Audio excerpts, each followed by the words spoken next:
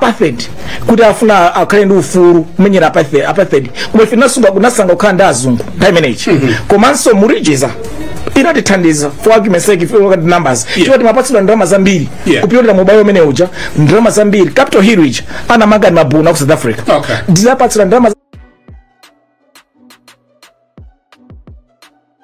ipatala maskulu ankati mangira azungu ndai manager chifukwa tinasankha kuti ife anzathu ayiyayi kuma azungu ndameti pange nawo bale koma izimene zija zinatipangitsa ifeyo kusakhala bwino ndi anzathu funa mationa kuti awo azisankha ali paokha ifeyo tizipanga zathu ndiye mu region muno anthu apanga tizawo kuti sala ifeyo anatisala kwambiri koma no kuchoka 1994 ndimene zidapata sintha kuti ife sitipanga kwambiri zimenezo tufuna ubale ndi anzathu wa maiko mu region ubale wa maiko anzathu wa mu region ambika 1994 meti nayamba kutseguka kwa anzathu wa mu region muno kena akoso nati yatende bange ubale limodzi ndi the Middle Eastern countries ndi Libya, Saudi Arabia ndi maiko ambiri ku Middle East tidapanga nawo ubale wabwino kwambiri mpaka na ubale wakazembe maiko ena unakhazikitsidwa kupanga ubale wabwino kwambiri muzaka zimene zija mpaka na 2004 2004 tinazayenjezera our foreign policy that time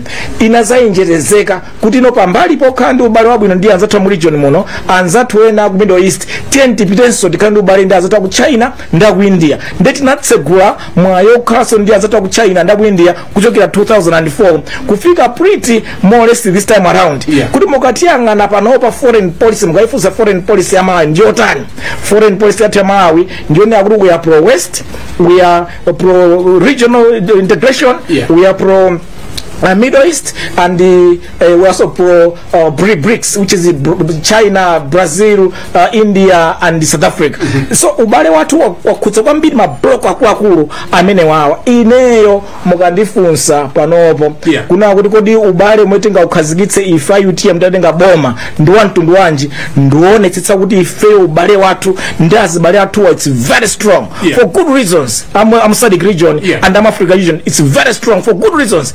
Panopa trade yatu kale muja before 1994 trade was only one direction kuno London kuno kwa ti watu yesa makusiri London kandi foja London chicho sina lilongwe London koma over the years trade yatu supona ili more in the region timabwe magula zambiri kuchokera South Africa kuchokera ku Zimbabwe kuchokera ku Tanzania kuchokera ku Mozambique Zambia zambiri tukutumiza kumene kucha tukugula kumene kucha kale muja ma businesses zambiri ma investors amachokera ku UK only to here kandi Bata madani ma British investors kandi Lonlo ma British investors kandi Unilever ma British investors pano ma investors from all over South Africa ikubweretsa kwambiri ma business social siyana metikuona kandi Pepo kandi ma business zambiri zikubwera from the region so ubale watu wa mu region is very very important chifuna kuti ifeyo we are more inclined more interlinked with them chimene party konse chifuna kukonza mu region ndi nkhani ya ma interconnectors kuti kandi railway tikunse di railway yatu ukamachoka kandi ku Zambia ku Mozambique ukoza kulowa ndi railway all the way in the region kandi miseu ma corridors ose takonza and so kama pipe amafuta takonza lumikiza maiko sewa magesa lumikiza maiko sewa that level of deeper integration is what is going to bring more growth and development in the region and in ukandifunsa as UTM if fail UTM will make sure that there is a deeper economic integration between Malawi and the region and secondly we also have deeper economic integration as we have always done with the West Middle East as well. Now on the question on the question of are you pro-Israel or pro-Palestine? Ineo ukandifunsa Brian if as Malawi we should have opted to stand with our decision at the SADC and the AU level. That is what is to me right.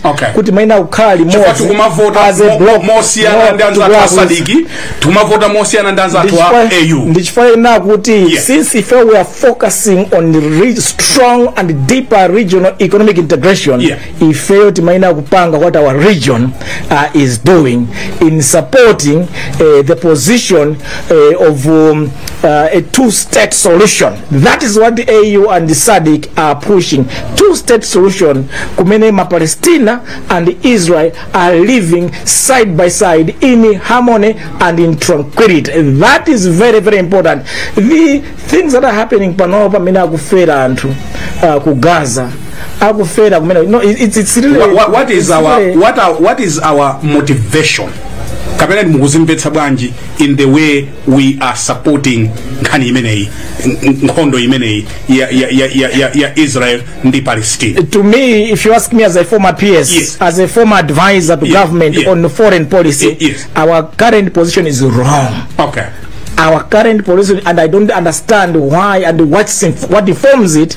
The right position is the position of SADC and the AU pushing for a peaceful settlement of the two countries side by side on a two-state solution, and that is what is holding both in SADC as well as in AU as the right position. And if we respect human life, sanctity of life, kupana kuzunzana kutani, that's not right. Ngati pali mavuto, let's find a way of solving those diplomatically without bringing in guns. Chifukwa anthu ambiri akutaya milo yawo akuzunzika. Timaina kumene kujago kukhale mtendere just like all other countries in the world. Ngati mwango tipeza kumene mukumverai komanso kuonera pa television ndi program ya Times Talk. We are calling it Times Talk Extended. Ndi the Honorable Dr. Dalitso Kabambe, President wa chipani cha UTM. Pa 5 koloko pano titsekula malaini anu kuti mukhoza kutimbira phone. Former president wa chipani chanuchi Michael Osi achita launch chipani chao oja zaka alibe mlandu. Kulonchiko zambiri zidali za UTM. Wakonda achilima adala atatu mpaka anthu mafunso kuti nanga osakamba za chipani chanu bwanji. Are you amazed? And how would you answer Michael Osi and the assertions that they made considering UTM? If you want to answer that one, if you don't want to answer, it's up to you. Yeah, if international convention, dina za fotokoza pa interview na yake kuti international convention, we reached out kwa a vice president, monga amena dali mthai mene ija president atu UTM chitisire ni maremu nzima wose muntendere. Ana khala mtsogoleri wathu kuchokera pa June kuzafika mu November chaka chatha made napita convention. Ndiye ife timatenga monga ngati mtsogoleri wathu our leader in the party. Ndiye titachoka convention tidapempha audience kuti tikaone kuti tikadziwisa kuti kuja ku convention kuja pajana chitika mlandu ulendo pita kunja zinatazade kumafatu kudziseni kuti abwerako ku convention kuja, ndipo this is the outcome ya ku convention. Ndipo mafuna kuti tikambirane kuti ndiwo tiendera bwanji chitsogolo. But we never got a response from that request, and if you as UTM tinali tabanga reach out tafunaliti lankulane tizoti endera banji ndedzatere. We decided to move on. So if we are moving on as a part, and actually Brian, we are doing quite well on the ground. So all you can ask me now is good UTM pano pa ground to kwenda banji kutamanga banji zikuti banji. I think that should be the focus now. Okay. We have moved on. You have moved on. We've moved on. So all akamagamba za UTM you don't want. We have moved on. Okay. Yes, we have moved on as a party. Chabuino. Yes. Coming back to Nkanyama Alliance, I think my thought has just reminded me something. DPP ikunena kuti pavute patani ngati panga khala alliance otsogolera nda DPP. Inu manena kunena kuti you are in talks with parties in opposition. Yes. I wanted you to comment on the statement yochokera ku chipani cha DPP. Ife tipanga mgwirizano ndi zipani koma opanga nafe mgwirizano ndi zipani ajiwa kuti ife we are leading the alliance. I wanted you to comment on that one, Dr. Kabam. And how kambirana and nana kuti chipani chili chose chili ndi anthu amene awakhazikitsa as negotiators in their negotiation teams, anthu akukambirana. Ndiye funso limenelo mulidikirire tizaliyankha pa nthawi yake ikadzakwana. Pakali pano ma negotiators sanabwere back to the party to report to Central Committee imene mapanga chair komanso to NEC imene mapanga chair, sanabweretse the outcome of their negotiations. Akabweretsa ma outcome of their negotiations, if you will take it up from there. Akabweretsa ma negotiations, ma negotiations akambirana zichani zimene akambiranezo agwizana kumeneko adzazibweretsa kuno ku chipani ku Central Committee imene mapanga ni chair, ku NEC imene mapanga ni chair, kumeneko ndikumene ife tikapange decision as a party how we move forward. Okay, let's take another short break. Joseph Nkasa is one of my favorite musicians. I think you know by now. Adaimba nyimbo akayanjana. You are talking of third revolution. Third revolution. Can you break it down for us? Yeah, Brian. Kutoka 1964. Kuzafika panopo 61 years. Andale zimeta zikwanitsa, in my view, ndizindu ziwiri pogwira ntchito nda Malawi. Choyambirira tinakwanitsa kuti tikhale ndi ufulu odzilamulira.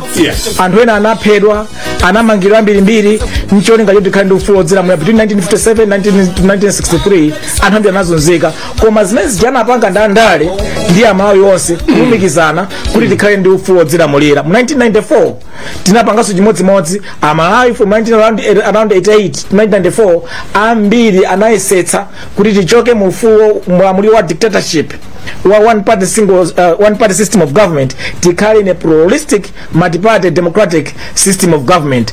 Imene just a milestone, a big achievement imene Andala ikwanitsa kukhala ndi ufulu odzilamulira komanso kukhala ndi ufulu wa democracy. Ife IUTM timetu kuona nchona kuti inde ndi ufulu odzilamulira, ndi ufulu wa democracy, koma njala yakhaye kuti vuta dziko la Malawi. Umphawi wakhala kuti vuta dziko la Malawi, kusowa ntchito zakhala kuti vuta dziko la Malawi, komanso kusatukuka lero akuti nabe anthu kuti pa mayiko osaukitsitsa kwambiri pa dziko lonse lapansi, Malawi ndi imodzi mwa dziko limene. Actually Brian, mafuna ndikuze izi, in 1964 mene timakhala ndi ulamuliro odzilamulira tokhawo, mdziko muno population inali 2 million Malawians. 2 million. Komanso ijamadi per capita income earning, ndalama zimene on average Malawian amatha kupanga nthawi imene ijayo, Malawi amatha kupanga around $194 per capita per person, $194 per capita per person in 1964. Pamene ku China per capita yomweyo yakuti China mods pachaka on average ndalama zingati apanga 163. Ndi aku China chifukwa yude akhala kutukuka chaka ndi chaka dziko lawo achoka pa 163 pacha adzafika pa $17,000 China mods pachaka.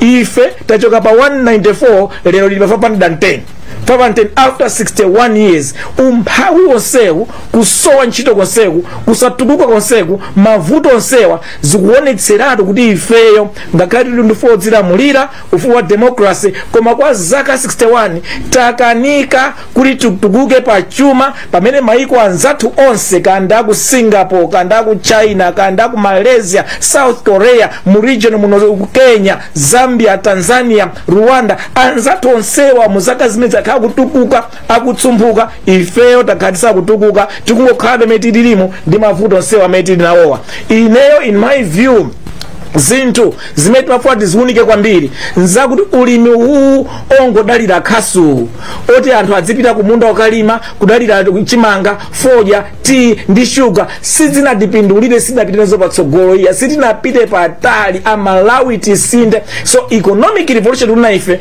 nduna kuti ife tikatsapanga pumping 500 billion kwa chaka chiyonse pa kulimi, tidzakhala ndi total overhaul ya agriculture athu. We should mechanize, we should irrigate, tionetsetse kuti technology tasintha kwa agriculture, technology yoti ithandize ifeyo tiyambe kukhala ndi katundu ochuluka. Koma tikateronso tikhala ndi ma factories, chilichonse talima ife chidzipita ku ma factories, talima kandi ndi tonje tizipangiratu mpaka na kufika nazo kuzovala, talima soya tizipangiratu mpaka na kumafuta ndi zina zotero, chilichonse talima ife chizipita ku ma factory. Ma fruits tikhala ma canning factories, azikhala ma fruit juices ndi zina zotero. Tikakhala ndi ng'ombe tionetseni ng'ombe zati kupanga ma products, by products osiyana siyana ochokera ku ng'ombe kama sausage kanje zonse tipangira mdziko mwe muno kata liba za mtundu wanji zonsezija tipange zimenezo komanso chachiwiri in the economic revolution 500 billion yopita ku nkhani ya migodi mafuta ali pansi pa nyanja yaja pali technology tikoza kuwa pansi paja kutenga mafuta aja ndikutenga gas lene paja ndukani ma refineries ndi matanki pa ntunda apa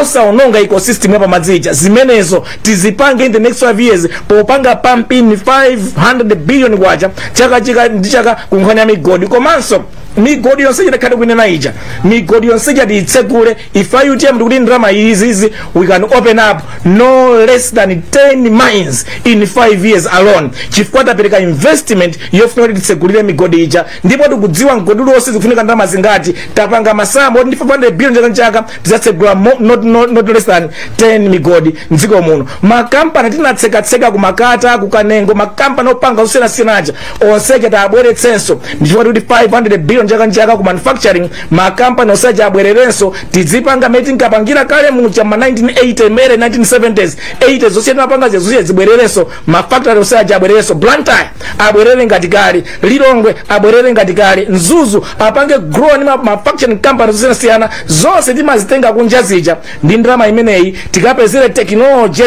ibwere mdziko muno ndi upangiri tizipanga zonse zino mdziko muno komanso nkhani ya tourism tikudziwa kuti along the coastline Lake Malawi ndi 500 billion kwa tourism yonseja tikuza kuisinda coastline yonseja ya Lake Malawi ija pa Mulanje Mountain kandi pa Nyika kandi kuzomba Mountain kandi madera siyana amene ali okopa alendo ndi ndrama imene 500 billion kwa chaka ndi chaka kuzokopa alendo tikuza kusinda konse kuja so economic revolution ili ni 5 parts tipange invest makosolo mwa 200 billion ndani naija cholinga yona ndi makosolo atu aonetsetse kuti misewu ndi yabwino aonetsetse kuti kulibe mapipe amadzi kupita mapipe amadzi kulibe malaini amagetsi aonetsetse masipoti akusamalidwa bwino zipira samalidwa bwino umoyo wa Malawi pa konsolo wakonzedwa bwino masipo servants okuyenjera pa konsolo masala yawo akonzedwa umoyo wa anthu makonsolo osiyana wakonzedwa that's number 1 number 2 tipange invest in mining number 3 tipange invest in tourism number 4 tipange invest in manufacturing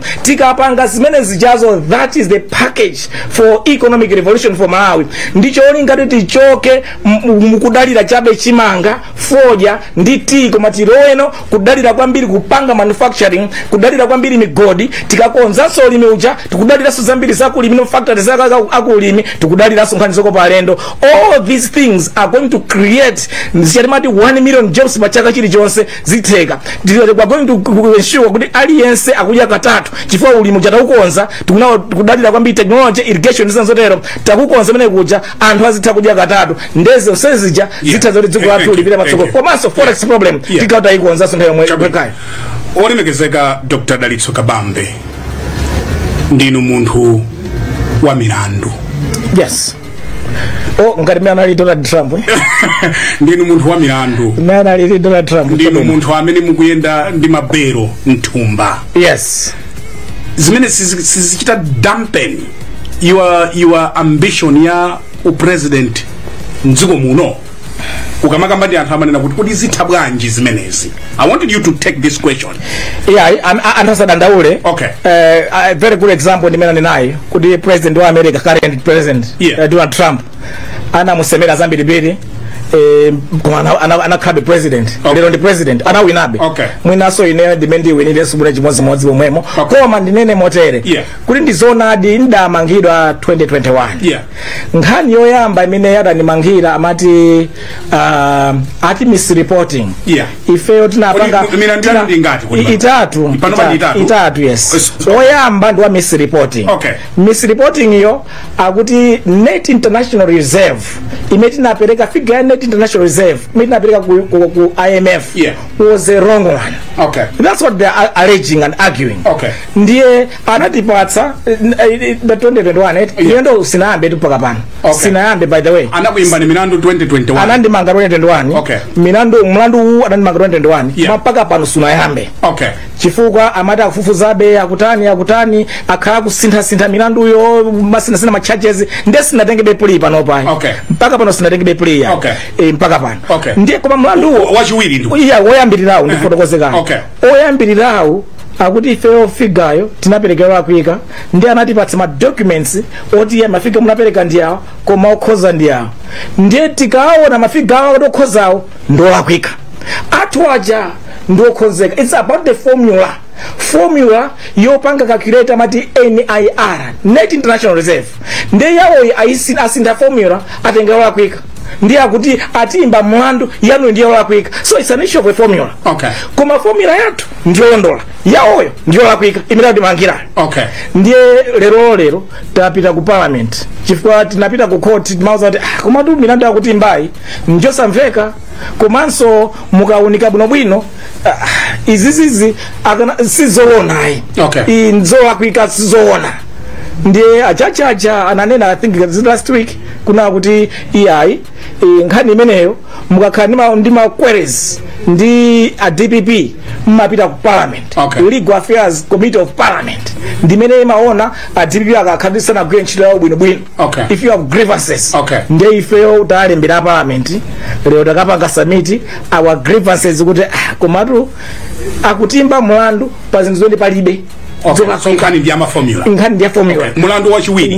Mulandu wachiwiri. Mene muimbidwa. Mulandu wachiwiri. Yes. Akunena kuti tinapereka 11.4 billion kwacha ku COVID committee.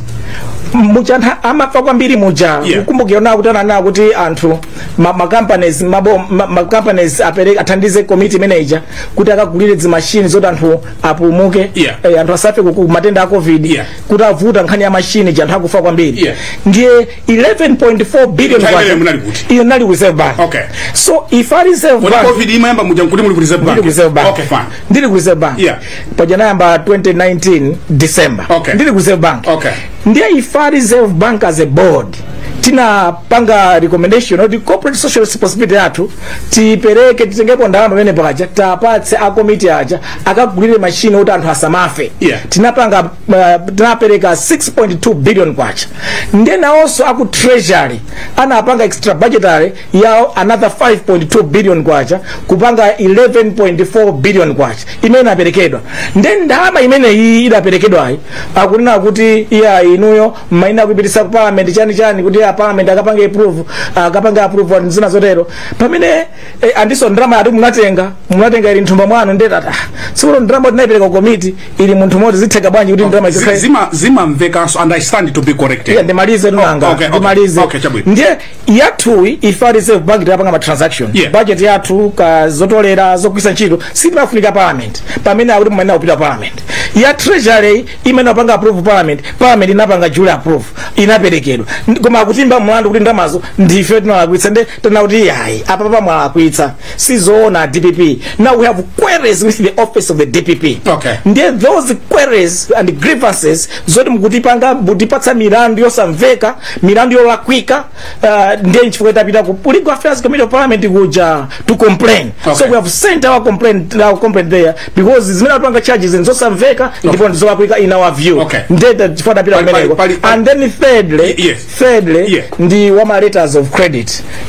Wama letters of credit achina amena mapeza ma fertilizer subsidy manager. Okay. Mukuma nthawi chiponani subsidy ndiye boma mapereka kwa ma company osiyana kuti akagule fertilizer ndiye ma companies na amene apasula kugule fertilizer aja I think atapasula letters of credit anakanika kuti apange square of whatever they borrowed from TDB Trade and Development Bank anakanika panga square off ndiye chifukwa akanika panga square off which is a purely contractual transaction akuti yayi iniyo ndino munakutsa ndinuyo pamene ife sisi kuti khudza nkhanizo palibe china chilichonse. So again we have gone back to Legal Affairs Committee of Parliament to query kuti my decisions Director of Public Prosecution ifeyo we have problems with them and we are challenging those decisions and we are querying those decisions and that's why according to the law we have gone to Legal Affairs Committee of Parliament. So fusolanga linalilone na kuti milandu imeneyi si kubweretsa chiopsezo to your presidential bid. Kodna ngandala kwa chani palibe mitina lakwa. Okay. Palibe chimetina lakwa ndipo palibe sio wina against akale pasi mawo paso chifa izizizi ubwino wake zikho nzandale. Political arrests. Okay. Political cases. So and I'm glad kutapita ku parliament because now it will be politically sorted out there. Political challenges sorted politically. Zima mveka so newspaper zadakhala zikulemba and I don't know if this concerns you, kuti masankho ali ngati mawa kudachitidwa transfer zindalama. Yes, munaimva kadi ime naimva ndio pali screaming headline ya New Times chimwe chimabwera 1 trillion chimwe chinaperekedwa kuje kuma bank ya FDH under RBM and the governor Kabambe. Imene ndi milandu soka penayo imeja city part of Milandu. Chimwe chinachitika brand okupandi nene mjonchi kuti se banki kuja tili ndi system imene apanga link ba banko sa dziko lino na banko sa kunja. Ndechi system je chimapanga run midnight usiku uliwonse. Chimaonetsa ma transactions onse achitika mai muno ndi maiko sa kunja amene ali mu system yathu. Then normally they are between 800 billion to 3 trillion. That night chi system topanga run chinaonetsa 1 trillion and 24 billion 24 billion there about. Nde wina anangotenga chimeje ali ndama zimesa amapanga transfer that night. Literally simulandu msana dipange mulandu for anaziona sokali is munalemba New Times. Nde mamu mufufuze kuti chichi ndi chani simunafufuze munangotenga chimeje muri kwa bidala ali masankho ali mawa akabamba achita transfer 1 trillion kwa bidala 1 trillion. Actually it was just my transactions a daily chi system yimapanga produce ma transactions ya National Bank to FDH kaini makapanga withdraw ka makapanga debit ka wina watumiza ndama kunja zo lipita fertilizer ogula kunja ndama zonse ma transactions onse bankiri yonse dziko lino plus na bank onse metina link ta kunja.